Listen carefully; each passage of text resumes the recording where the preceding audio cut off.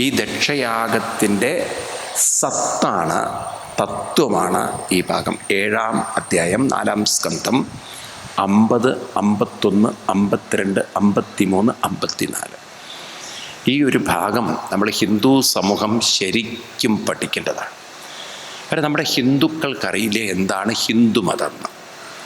ഈ ഹിന്ദുമതം എന്താണ്, അതെന്താണ്, മറ്റു മതത്തിൽ നിന്ന് വ്യത്യസ്തമാണോ? ഇന്നത്തെ കാലത്ത് നമുക്കൊരു കമ്പാരിറ്റീവ് സ്റ്റഡി ആവശ്യമാണ്. കാരണം വെച്ചാൽ ഇതര മതങ്ങളൊക്കെ വളരെ മതബോധത്തിൽ വളരുന്നു.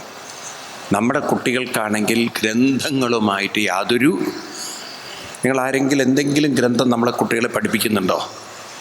ഹിന്ദു സമൂഹം എന്തെങ്കിലും ഗ്രന്ഥം പഠിക്കുന്നുണ്ടോ?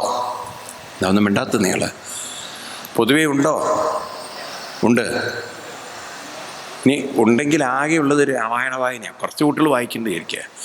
അതൊക്കെ ഈ കാളമൂത്രം ഒഴിക്കുന്ന പോലെ അങ്ങനെ ഒരു പോക്ക് പോകണമെന്നല്ലാതെ എന്താ എഴുതി വെച്ചത് അതിനെക്കുറിച്ച് അവർക്കൊരു ഇതൊന്നും മിണ്ടാത്തത്. അറിവുണ്ടായിട്ടാണോ? കുട്ടികളെ കാര്യം പോട്ടെ, നിങ്ങൾക്ക് അറിവുണ്ടായിട്ടാണോ നിങ്ങൾ വായിക്കുന്നത്? അറിവുണ്ട്. രാമായണം വായിക്കുന്ന നിങ്ങൾക്ക് രാമായണം മനസ്സിലായെന്നപ്പോൾ വെച്ചിരിക്കുന്നത്. നിങ്ങൾ ഇന്നെന്താ കണ്ണുരുട്ടി നോക്കുന്നത്? ഞാനുള്ള കാര്യം ചോദിക്കുന്നത്.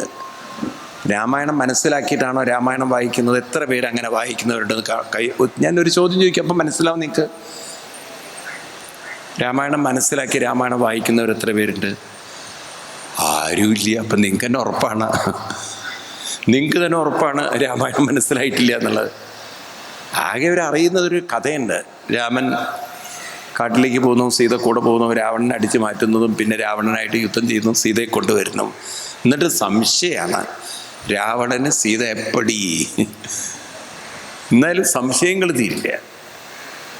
കാരണം നമുക്കെന്ത് കേൾക്കുമ്പോഴും അതിൻ്റെ ഒരു യുക്തി പലതും മനസ്സിലാക്കിയിട്ടില്ല. ഇവിടെ നമ്മൾ മനസ്സിലാക്കണം. 7-ാം അധ്യായം ഞാൻ പറഞ്ഞു 50, 51, 52 ഭാഗങ്ങൾ.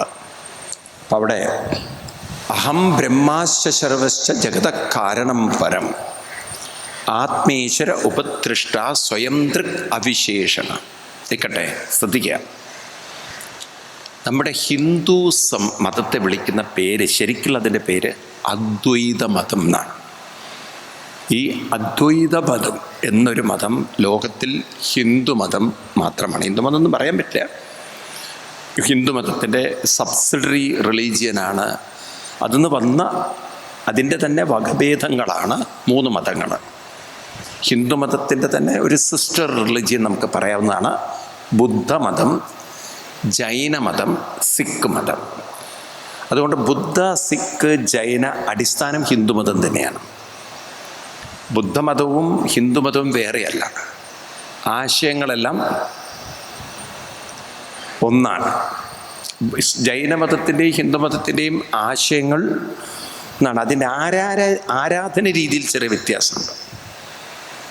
അതുപോലെ തന്നെ സിഖ് മതത്തിൻ്റെയും ആരാധന വ്യത്യാസമുണ്ട്. ആശയം ഒന്നാണ്. ഇവരൊന്നും സ്വർഗത്തിലേക്ക് പോകുന്ന കാര്യമല്ല പഠിപ്പിക്കുന്നത്. ഇവിടെ ഹിന്ദുമതം പഠിപ്പിക്കുന്ന അദ്വൈതം ആണ്. അദ്വൈതം എന്നൊരു വാക്ക് നമ്മൾ മനസ്സിലാക്കേണ്ടതാണ്. അദ്വൈതം എല്ലാവരും ഒന്ന് പറയൂ, കേട്ടിട്ടില്ലേ നിങ്ങൾ? അദ്വൈതം എന്ന് പറഞ്ഞാൽ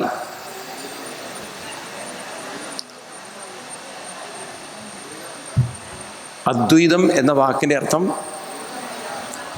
ഒന്നാണ് എന്നാണോ അതിനർത്ഥം? അങ്ങനെയല്ലല്ലോ ആ വാക്കിനർത്ഥം. ആ ദ്വൈതം, ആ എന്ന് പറഞ്ഞാൽ നിഷേധമാണ്. അരൂപം, അരൂപം എന്ന് പറഞ്ഞാൽ രൂപമില്ലാത്ത, രൂപമല്ലാത്തത് നമുക്ക് അർത്ഥമെടുക്കാം. അദ്വൈതം എന്ന് പറഞ്ഞാൽ, ദ്വൈതം എന്ന് പറഞ്ഞാൽ 2 എന്നതൊന്ന് ഇല്ലാത്തത്, 2 ഇല്ലാത്തത്. എന്താണ്? 2 ഇല്ലാത്തത്. അപ്പം എന്താണ് ഈ 2 എന്ന് പറയണം, അത് മനസ്സിലാക്കണം നമ്മൾ. ഈ ജീവിതത്തിൽ നമ്മൾ നോക്കിക്കഴിഞ്ഞാൽ ഇവിടെ പ്രധാനമായിട്ട് 2 കാര്യങ്ങളേ ഉള്ളൂ. നിരീക്ഷകനും നിരീക്ഷിക്കപ്പെടുന്നതും, കാണുന്നവനും കാണപ്പെടുന്നതും, അറിയുന്നവനും അറിയപ്പെടുന്നതും അല്ലെങ്കിൽ അനുഭവങ്ങളും. ഈ 2 എണ്ണമാണ്. അറിയുന്നവൻ ബോധമാണ്, അനുഭവപ്പെടുന്നത് ലോക അനുഭവങ്ങളാണ്, പല ലൗകിക അനുഭവങ്ങളാണ്.